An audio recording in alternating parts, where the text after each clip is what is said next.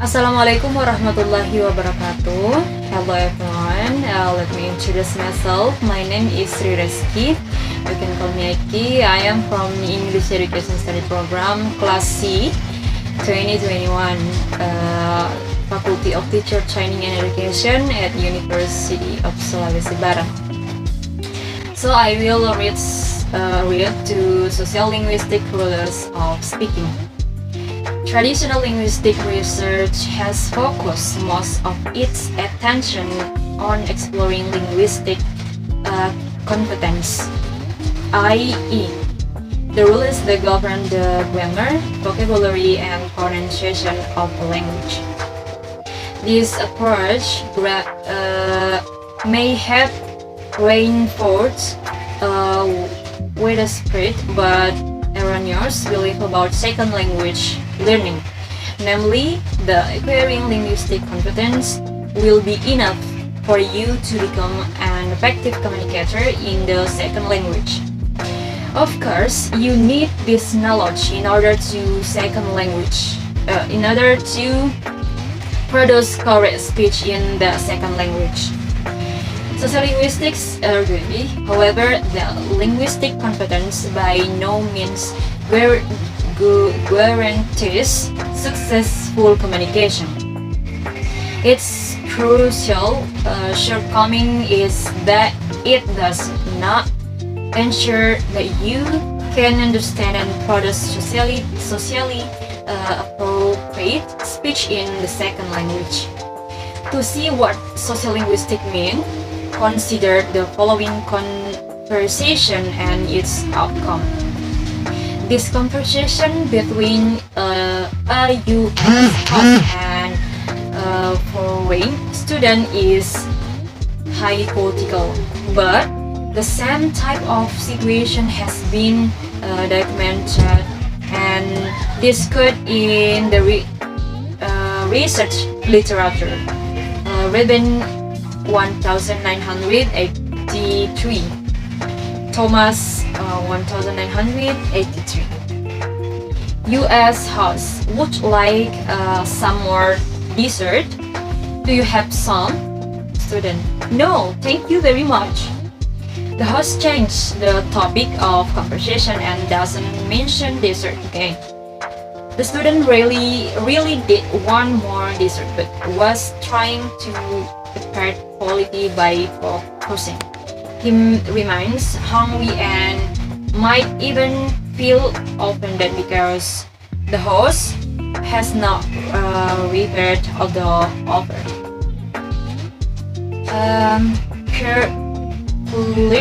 Quickly, the speech of each participant is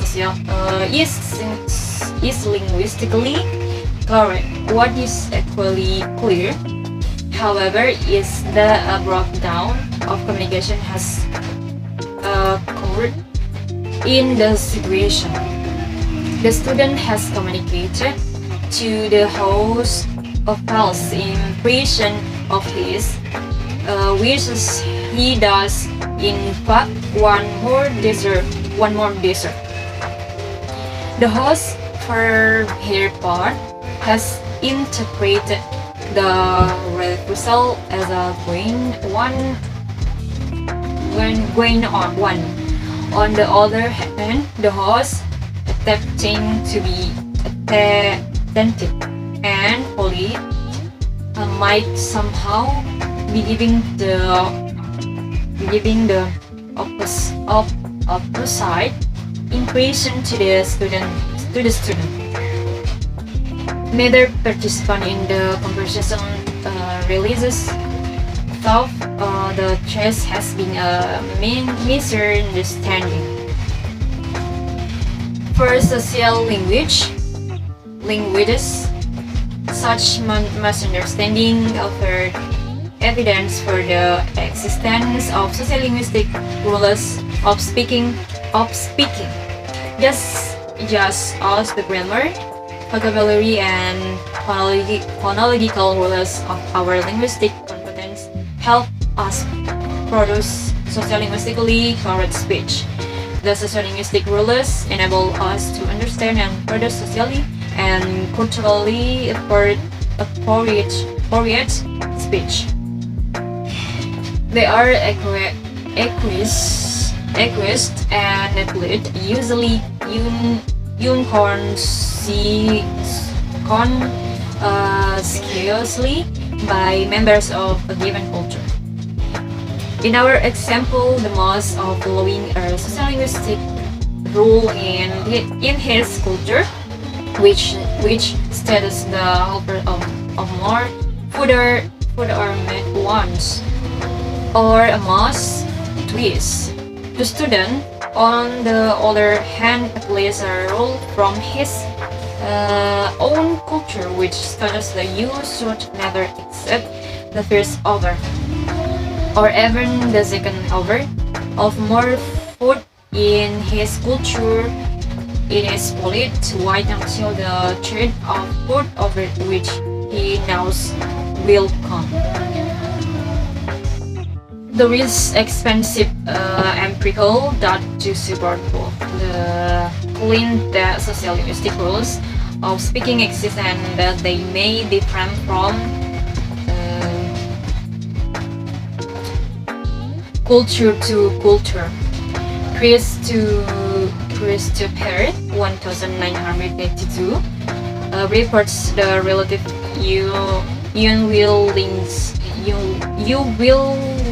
willingness in Japanese culture compared with American culture to directly repose a request from someone. According to H0121366, South Asians, unlike Americans and Europeans, do not thank shopkeepers whose friends are family members. Older researchers have suggested the cultures differ in how and how often they apologize. Putin and Austin 1981, Uhen and Olstein 1983, Olstein 1983. From the evidence presented in the preceding paragraph, it is clear that different cultures have different standards for what is socially appropriate. Linguistic behavior in similar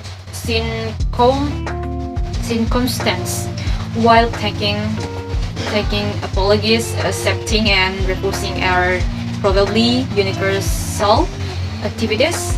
The rules for when and how to perform such action might differ greatly from culture to culture.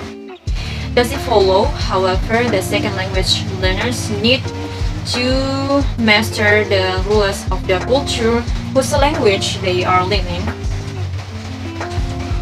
To address this question, let us refer to the example of the foreign student and the U.S. host who follow the rules of politeness of their own society. Both are whenever there are other ways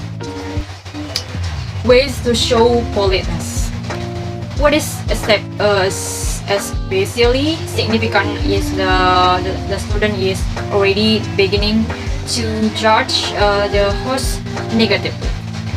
Reactions like this are relatively common in situations in which intercultural miscommunication occurs.